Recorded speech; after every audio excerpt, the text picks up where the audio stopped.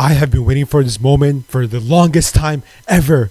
This has been the moment I've been waiting for my whole life, and I wish that I could have this moment for a life like Drake and Nicki Minaj. Because breaking news, the P in P. Diddy stands for Pep and Fraudiola has finally been exposed. Nah, I'm gassed. I am so gassed, you could change my name to CH4. Pep Fraudiola has been exposed so bad, it feels like I've been watching him play the bra and panties match from SmackDown vs. Raw 2008. I'm so happy, I jumped outside my window and I felt the rain on my skin because no one else can do it for me. No one else, and I mean no one else, can speak the words on my lips, and these lips are about to move like Prime Shakira because these lips don't lie. And you know me, I never play tricks on you guys, but you guys are in for an absolute treat because this video is about to be an absolute ripper, and my name ain't even Jack, but I do know somebody named Jack who got signed for £100 million for Manchester City, who I'm gonna talk about, and he has done jack shit for them. Pep Fraudiola, I'm coming for you. Manchester City won, Everton won. Woo! Let's talk about it.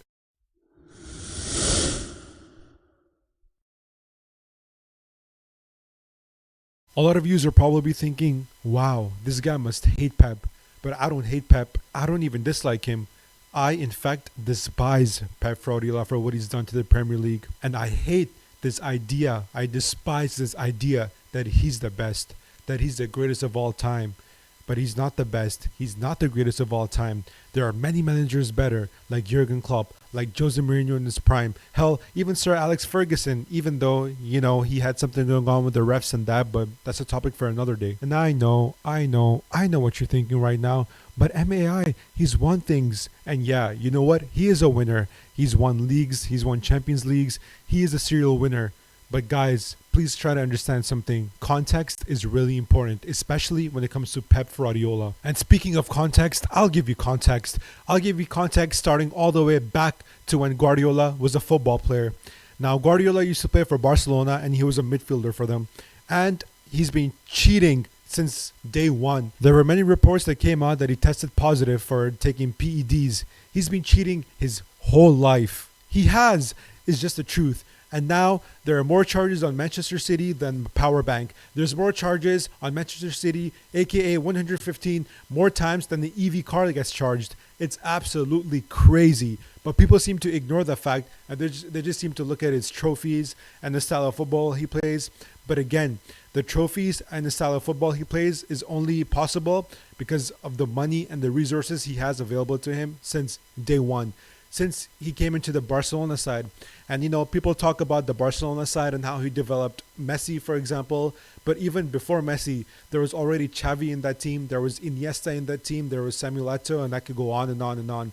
So when Pep Guardiola took the Barcelona managerial position, he already had a lot of resources available to him. There were all-timers available to him. And Barcelona are one of those clubs where top stars get attracted really easily because it's Barcelona. Just like Real Madrid, you know, they're the top two clubs in the world where players sort of dream about going there. And Barcelona was one of them. And at the time, they had some top players, as I just said. Even the things he won at Barcelona, even the games he used to play against Real Madrid, they were very, very suspicious. All the La Liga titles he won.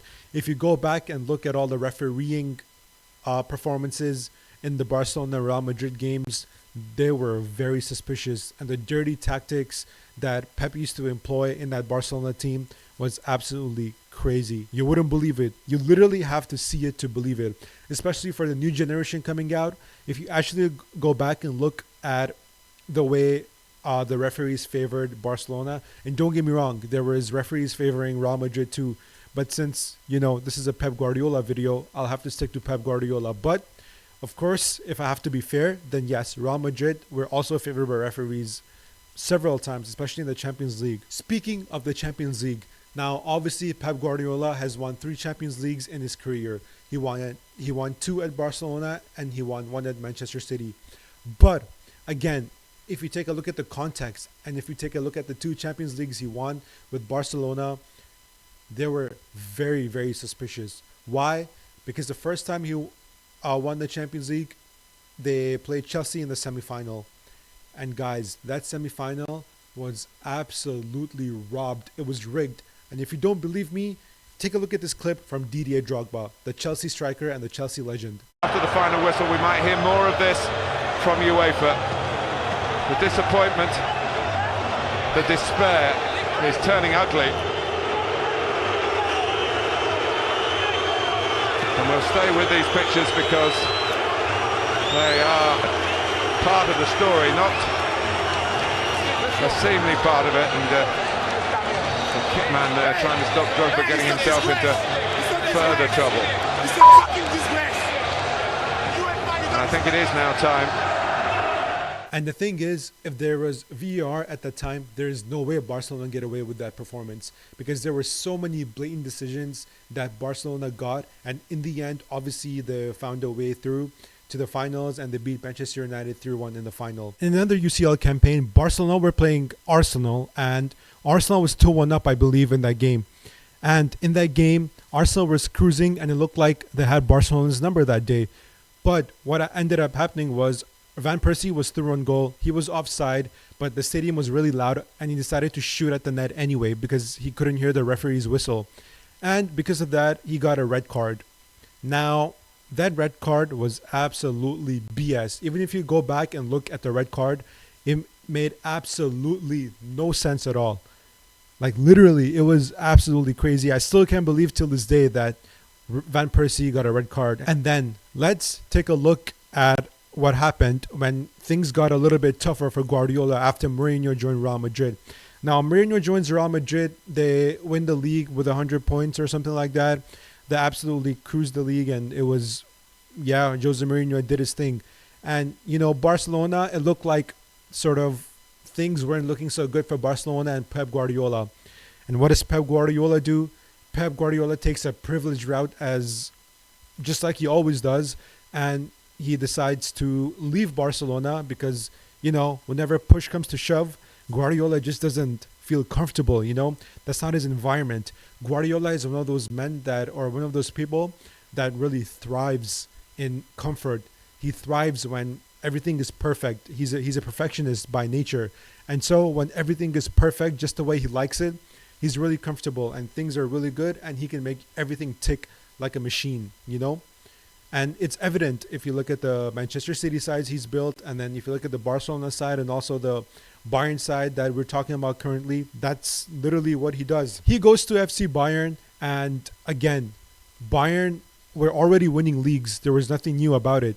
They were winning the Bundesliga pretty much every single year because Dortmund obviously fell off after Klopp left them. Even though Dortmund only won, I think, 2 league titles during Klopp's tenure. And then Guardiola, he could have gone anywhere. He could have gone to Dortmund, for example. That could have been a little bit of a challenge, because Dortmund doesn't spend too much money. They're a very strict club when it comes to finances and things like that. But instead, he goes to Bayern Munich with a star-studded squad. You've got Philipp Lahm, you've got Bastian Schweinsteiger, you've got players like Robin, Ribéry. The team is absolutely stacked with all-timers. And so he goes there, he has a little bit of a look. He obviously wins the Bundesliga because the other clubs just can't compete with the dominance that Bayern has. And then, what he does?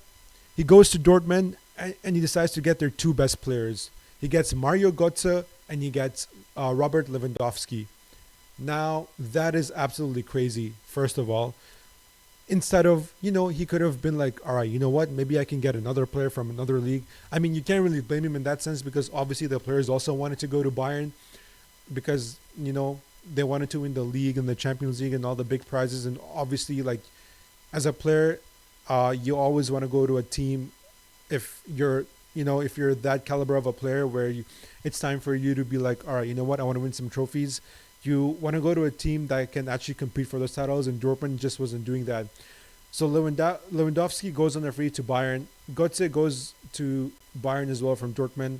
And now Dortmund are even thinner than they looked before. And now Guardiola is absolutely living life. He's living like a king up in the Bundesliga. He's winning title after title after title. But with all his genius and his supremacy and all the resources he had, he didn't win the Champions League with Bayern Munich. Surprise, surprise. Pep Guardiola, the one, the only, the greatest of all time, as people say, couldn't win the Champions League with Bayern. Guardiola couldn't win the Champions League with Robin, Ribéry, Lewandowski, Götze, Philipp Lahm, Schweinsteiger. And to be honest, that is a huge stain on his legacy. Because how can a manager of Pep's caliber not win a Champions League with Bayern? And he had a good 3-4 chances as well. And then, he decides, all right, it's not happening for me in the Champions League. Obviously, winning titles is crazy. It's good, but, maybe he needs another challenge. He needs a little bit of a change. And so, where does he go?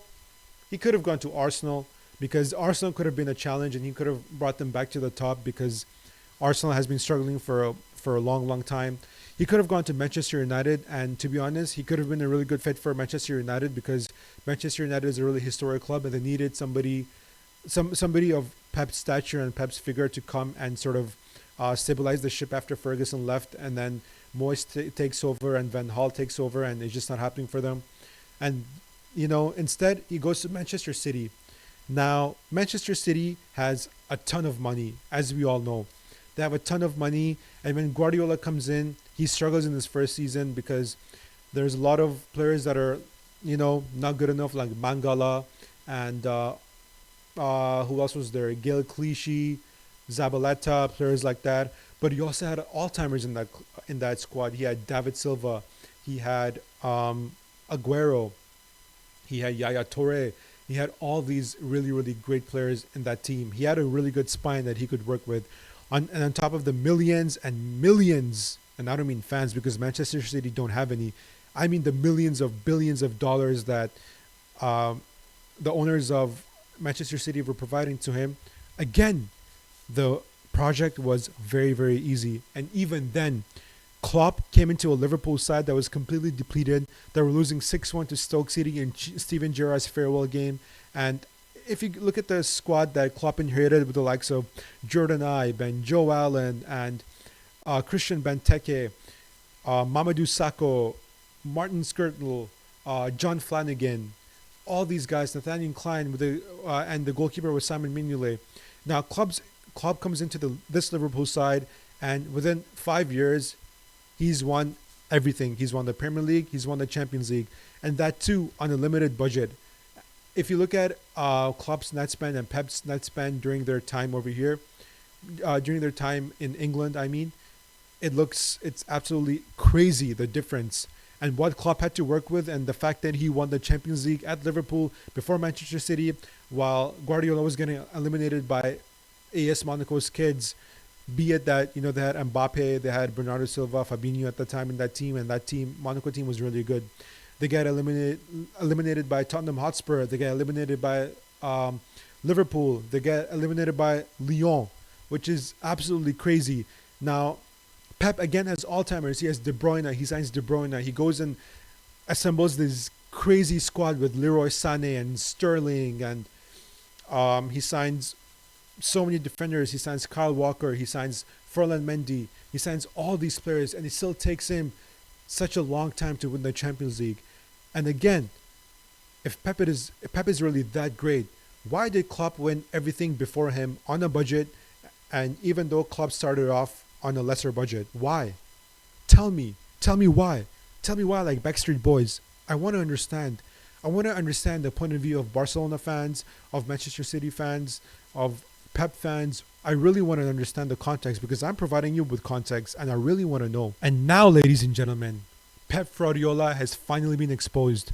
He has a few injuries. He loses one player in Wadri, who is a key cog in his machine, and he absolutely loses it. He's done out here. Literally, Manchester City right now have won one of their last 13 games. No other manager has managed to do that. Not Sean Dyche, not Frank de Boer, who was statistically the worst Premier League manager of all time. Klopp, when he lost all of his center backs 4 or 5 years ago, even he didn't achieve that.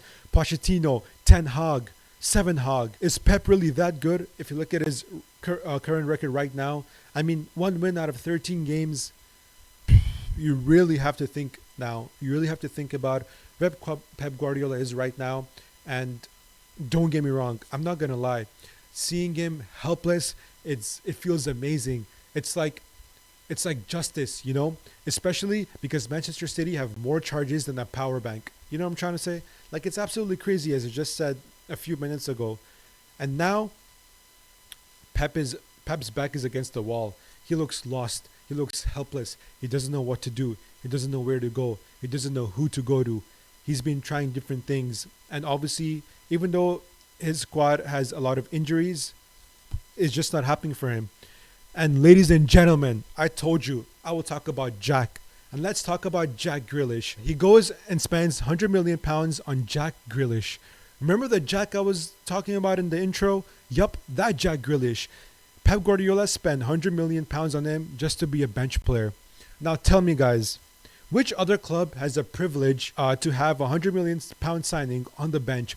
And there was numerous times where Jack Grealish wouldn't even get a look into this into the games at all. He would just sit on the bench, and that would literally be it. He scored, I think, like no goals in a year, and he has like 4 or 5 goals, like career goals with Manchester City, or something really, really absurd like that. Which, for £100 million man, like you expect more, like you know what I'm trying to say, like you really do expect more. And then he goes and signs, he spends 80 million on Guardiola. He has Kyle Walker. He goes and spends 60 million on, or 70 million or something like that, on Ruben Diaz. He goes and signs Akanji. He signs Ake. So now he has 2 defenders in every single position, and they're all top class center backs and defenders. Like, come on, how can you even compete with that? With all these resources, with everything that you have. Again, Pep Guardiola comes into this Manchester City side, and he practically has 2 first 11s. And obviously in the Premier League season, if you have 2 first 11s, if you have a strong bench, and you have a really, really strong starting 11 like Pep had at City, any team beating you to the title is really, really difficult. It's almost impossible, because obviously, first of all, other clubs don't have the resources. And then you look at Manchester City, and they do. And so now they're out here absolutely killing it because of their squad depth and because of their resources. Meanwhile, Klopp comes into Liverpool and he's losing leagues by 1 point. Now, don't get me wrong. There's a lot of scrutiny that I can give to Klopp as well, because, again, that's a video for another day, where he could have done a lot of things differently to win the league in them 2 seasons where Liverpool was 1 point short. And this is the day that we're witnessing right now, where Pep Guardiola only has 1 win in his last 13 games. It's genuinely unbelievable. And to be honest, people can talk about injuries and this and that, but I don't think they have enough injuries. I think they have enough players in their squad, and enough good players in their squad, for him to have a better record than this right now. And now the questions have to be asked off of Pep Guardiola. Enough of the excuses. If Pep Guardiola really is that good, then show us. Prove us wrong. Because every single time in his past, when things have gotten tough, when things have gotten rough, he decided to jump ship and go somewhere else. He's done that at Barcelona, he did that at Bayern, and now at Manchester City. I mean, he signed a new contract, and we'll see how that goes and how that unfolds. But so far, he's not showing how good he is. So yeah, what's Pep's excuse now? Literally, just because Rodri is out, are you saying that the so-called greatest of all time cannot function with a team properly with only 1 man out? Because Rodri is proving to be very, very important for Guardiola right now. And if I go back to the 115 charges lingering over their head, can they even make any purchases in the January transfer market? Can they even buy any players? Can they go all out for a few players? Because if they go and buy players, it's going to look really suspicious. And guys, you know what the thing is? Recently, Manchester City's net spend has been looking really, really good. They've been selling players like Julian Alvarez. They sold Raheem Sterling a few years ago, etc., etc. And did they do that to balance the books? Because surely Guardiola is not dumb enough to only have 1 striker on his bench right now, which is Haaland. And he sold Alvarez, which is the backup. And guys, speaking of Haaland, can we talk about Haaland? Haaland has been absolutely shocking since he did that stay humble gimmick with the Arsenal players right at the beginning of the season. He's struggling. He missed a pen today in the Everton game, and it's just not looking good for Manchester City. It's not looking good for Haaland, because it really, really looks as if Haaland doesn't score, then Manchester City doesn't score. Also, it's pretty evident that the midfielders that City have, their legs are gone. They're moving like Oscar Pistorius right now. They're moving like Zach Gowen. And City needs reinforcements. But guys, City spent 40 million on Calvin Phillips a few years ago. They just signed Mateus Nunes from Wolves, I believe, a few years ago as well. And they've been flop signings, and that's just the squad that Pep has. And then you look at Jeremy Doku and you look at Savinho, and Savinho just looks like a four-player merchant. No goals, no assists in like 23 games. Doku played his first game, got like 4 assists, and people were like, "Oh, you know what? This is the new Sadio Mane and this and that." And now here we are, and Doku looks very, very average. He looks below average. In my opinion, the left winger at Everton right now, and even he looks better than Doku, which is absolutely crazy. And to end off the video, all I'm going to say is that it's not looking good for Pep. It's not looking good for Manchester City. And it looks like they're not going to make top 4. And for those of you that ask me why I despise Pep, it's because he's a cheat. He's up there. The amount of times he's cheated, he's up there with Klay Thompson. I don't know why they're not best friends, but they should be, because they're both absolute cheaters and they're both frauds. That's all for me. We move.